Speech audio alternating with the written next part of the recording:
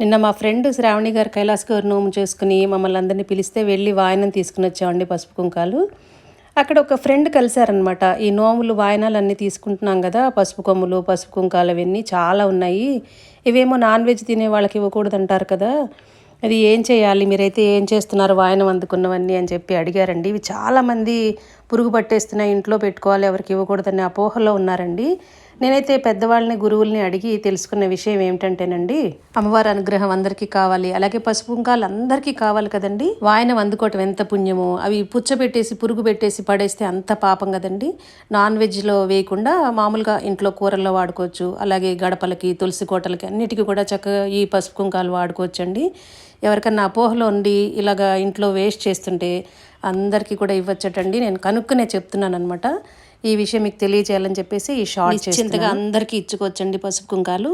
Thank you for watching.